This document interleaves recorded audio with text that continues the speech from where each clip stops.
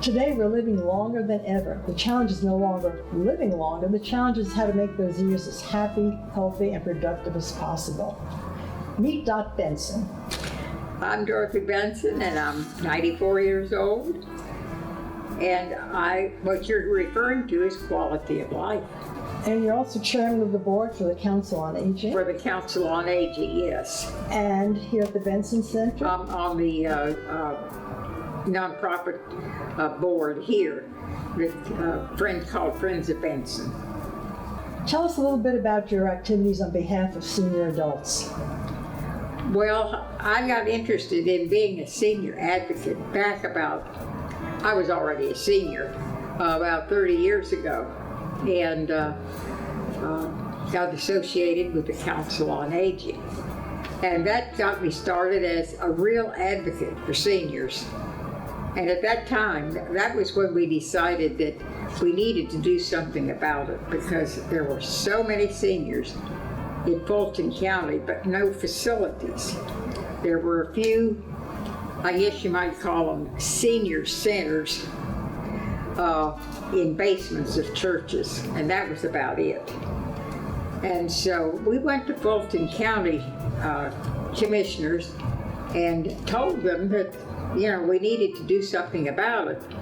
And they agreed that we did need to do something about it, but they didn't know exactly what. What needs do you identify for seniors today? Well, the needs are very much the same as they were back then.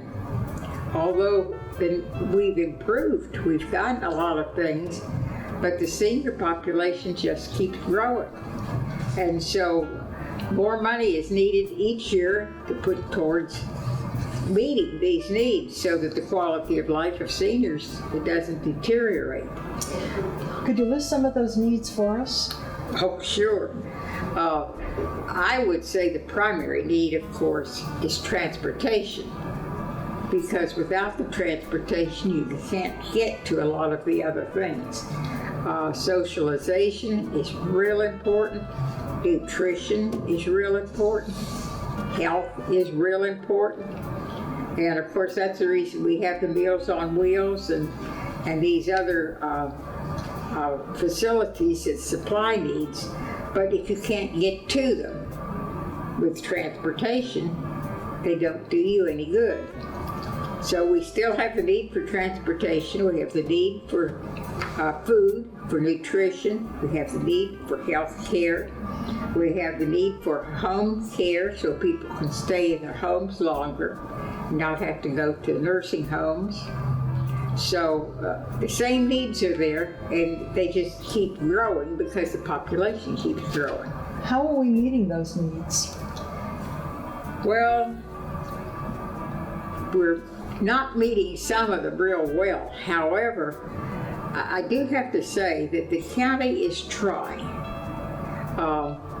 They're doing a study right now. They have hired specialists to come in and look at our transportation, what we have now, and try to come up with a solution as to what we can do. Today we're at the Benson Multi-Purpose Center, which is named in your honor, the Benson Senior Center. So did you become an advocate for the senior adults as an accidental advocate, or is this something you've had in mind? Have you always been a civic leader? Well, I've been involved in civic things. I mean, before I got involved in advocacy for seniors, I did the usual thing, the Girl Scout leader, the Sunday school teacher, because I had 3 daughters, and they came up through Scouts, so they were all, I had the Scout leader stuff.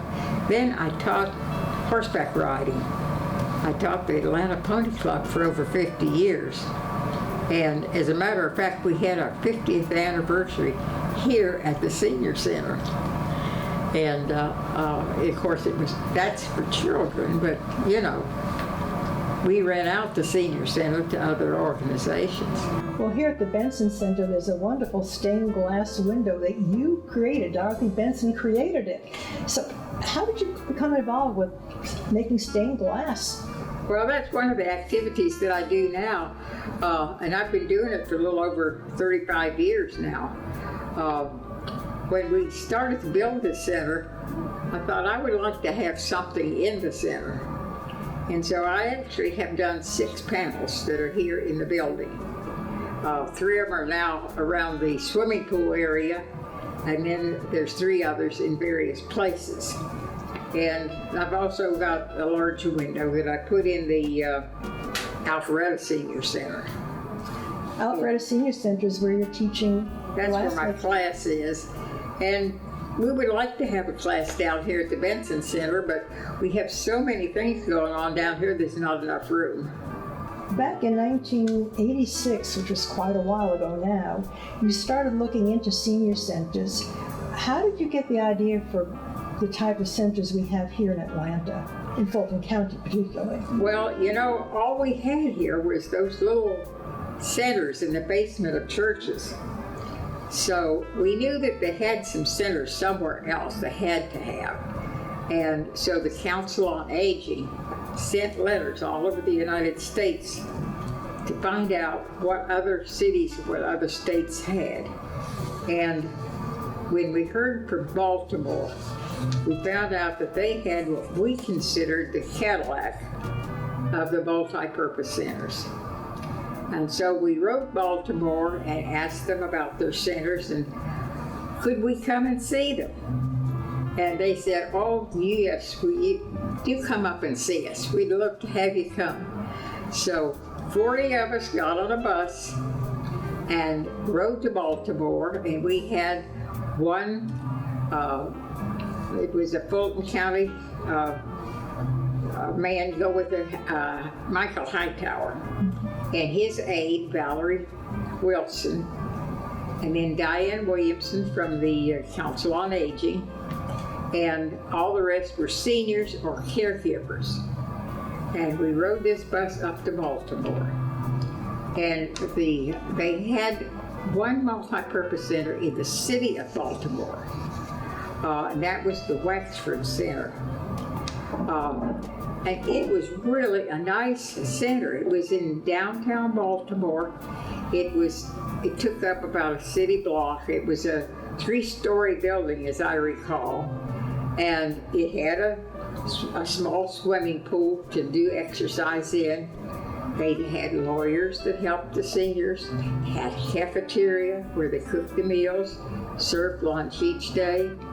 And I remember the director's name was Sarah Lee, because we called her Cupcake after Sarah Lee came. But they also had a center, a multi-purpose center in the county of Baltimore, which its square mileage equaled Fulton County, not the same shape, but in about the same number of square miles, which is a good example. And it was a high school that they had renovated.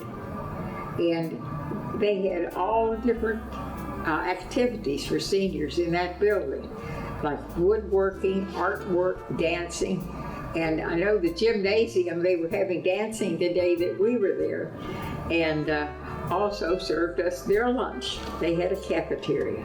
Well, the Benson Center, where we are today, is the largest multi-purpose center in the whole United States.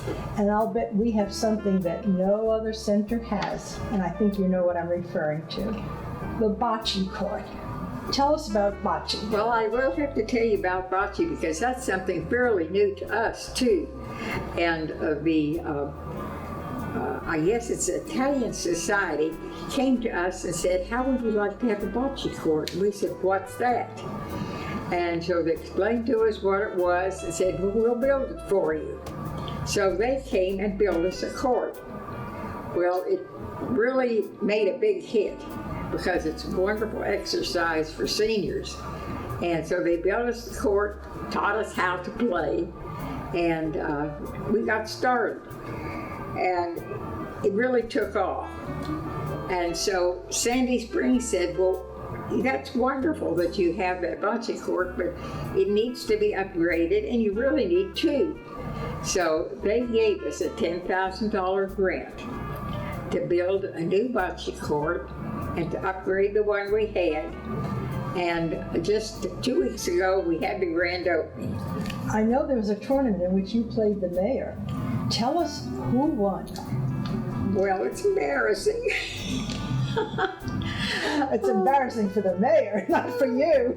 Well, I know, but they were our guests, and we had some of the staff from the city and the county that came, some commissioners, and of course, Rusty Paul, who is the mayor of Sandy Springs. They were all here, and we challenged them to a game, and I'm afraid we did beat them. But you have a very active life, and I know that you were widowed young. Your husband passed away at age 45. That's right.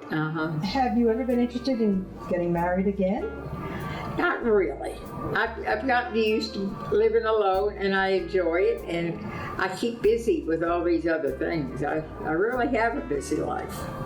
You have an amazing memory, and you're so vital at age 94. Do you have any secrets for longevity and memory? Well, not really. I think keeping active, and I do use a computer, and I try to keep up with things through email. I'm not that computer wise, but I have some grandchildren that are. Whenever I get in a tight spot, I call them, and they're always willing to come and help me. Thank goodness. Well, do you have any advice for the next generation then? Because you've lived such a long, full life. Well, I think the main thing is you have to have a purpose. You have to have something to do. And that's the reason I think senior centers are so important to seniors. It gives them something to look forward to during the day. Going to classes. Now we have a heated swimming pool here, which you can do lap swimming or you can do water aerobics. We have dancing, computers.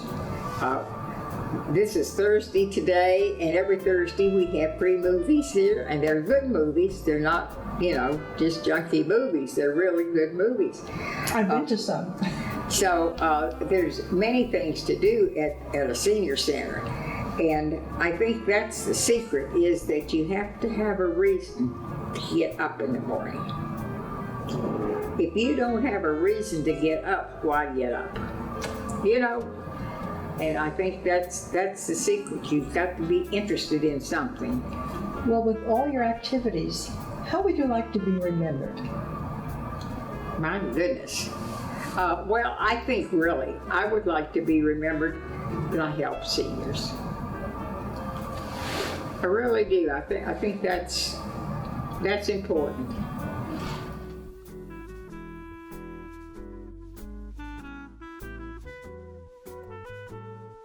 What's involved in putting together a stained glass window? Well, there's a lot that's involved, and people don't realize how much is involved. First, you have to decide on your pattern. You have to have a pattern that lends itself to stained glass. It just can't be any pattern. Then you have to purchase the glass, and you purchase the different colors that you want to use. And there are two methods of stained glass. It's the copper foil and the lead cane method. And in these windows that I've done here for the center, I've used both methods in putting them together. And then of course you have to be able to cut the glass out to your patterns, and every piece, if you're using the copper foil method, each piece of glass has to be wrapped in copper foil. And how do you put the pieces together? Well, if you've done a good job of cutting, they will fit together. And you fit the pieces together, and they're held together while you're working on them with horseshoe nails. And the reason that you use horseshoe nails is because I've had horses, so I understand this. When a blacksmith is putting on a horseshoe and he puts the nail in, he's used to doing this, and so he can feel with his fingers. But a horseshoe nail is flat on one side and it's beveled on the other side. And so when you're using the nails with your glass, you put the beveled side towards the glass, which helps snug it up to the other pieces. And that's the reason you use horseshoe nails instead of just regular round nails. Do you have to be strong to cut glass? No, it doesn't take a lot of strength. It takes a steady hand so that you guide it in the right place. And the better that you cut it, the less grinding you have to do to get it to fit. So the faster you work, the better, faster you can put the things together. So measure twice, cut once. But after you have done all of this and you have gotten all the pieces together and being held together with the horseshoe nails, then you use your lead solder to solder the pieces together. And the solder sticks to the lead that you have wrapped around the glass. And that's what makes your stained glass. And there's, of course, a technique because you want the seams to look smooth and be nice. And then you frame it in some sort of frame that holds it together. Zinc is usually the hardest thing that you can use to put around the outside to hold it. And then if you want a wood frame, you can do that too. But so it takes quite a while to put a stained glass. It's a good process, yeah.